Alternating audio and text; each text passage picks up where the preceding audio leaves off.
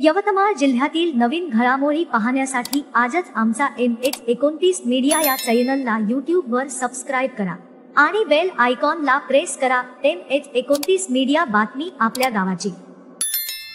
पीक कर्जमाफीसाठी अर्धसमाधी आंदोलन। पात्रता यादीत नाव असूनही माफीचा लाभ नाही। तालुक्यातील शेतकऱ्यांसाठी शासनाने 2008, 2009 व 2017 मध्ये महात्मा ज्योतिबा फुले छत्रपती शिवाजी महाराज पीक कर्जमाफी योजना जाहीर केली होती। योजनेतील पीक कर्जमाफीच्या यादीत शेतकऱ्यांचे नाव असूनही त्यांना कर्जमाफीचा लाभ मिळाला नाही। यासाठी मंगळवारी 11 वाजता प्रहार जनशक्ती पक्षाने अर्धसमाधी आंदोलन केले। प्रहारचे तालुकाध्यक्ष रवी जाधव यांनी तहसील कार्यालयासमोर स्वतःला गाडून घेत अर्धसमाधी घेतली। कर्जमाफीला पात्र असूनही शेतकऱ्यांना प्रत्यक्ष लाभ मिळाला नाही। त्यामुळे थकीत कर्जाचा बोजा कायम आहे। आता खरीप हंगामासाठी बँकांनी या शेतकऱ्यांना पीक कर्ज देण्यास स्पष्ट नकार दिला आहे। शासनाने कर्जमाफी जाहीर करून यादीतील पात्र शेतकऱ्यांना अजूनही लाभ दिलेला नाही। कर्जमाफीमध्ये पात्र असूनही वंचित राहिलेल्या शेतकऱ्यांची तालुक्यातील संख्या 2773 एवढी आहे।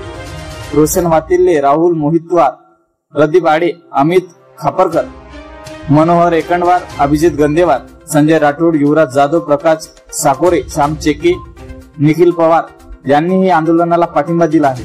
नायब तहसीलदार प्रमोद गुल्हाने यांनी आंदोलकांशी चर्चा करून त्यांच्या मागण्या शासनाकडे पाठविल्या असल्याचे सांगितले आहे।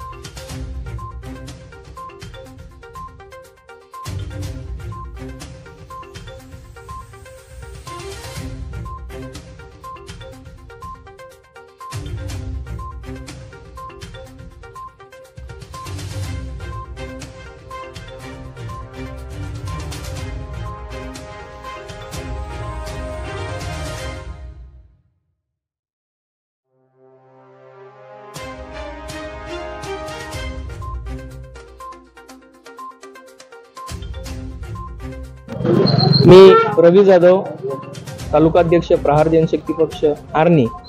आज या ठिकाणी आम्ही प्रहार जनशक्ती पक्षातर्फे अर्धसमाधी आंदोलन या ठिकाणी ठेवलं होतं।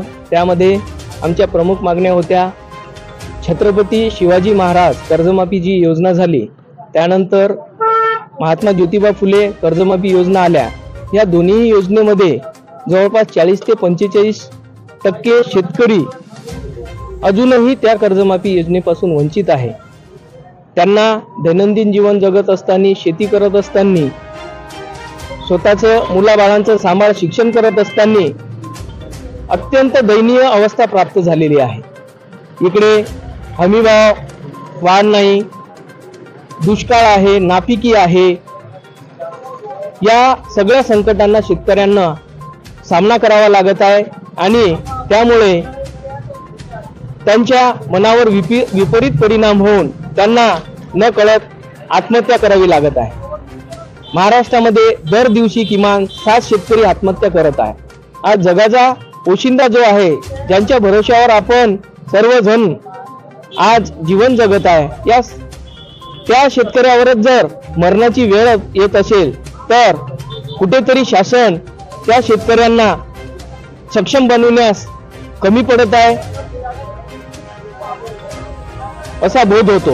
म्हणून आमची शासनास या आंदोलनाच्या मार्फत मागणी आहे की त्यांनी शेतकऱ्यांना जर सक्षम बनवायचं असेल तर हमीभावात वाढ करावी आणि जुन्या जे कर्जमाफी मधले जे वंचित शेतकरी आहेत त्यांना सुद्धा कर्जमाफी देऊन त्यांना नवीन कर्ज उपलब्ध करून द्यावा, ही आमची शासनाला विनंती आहे। धन्यवाद।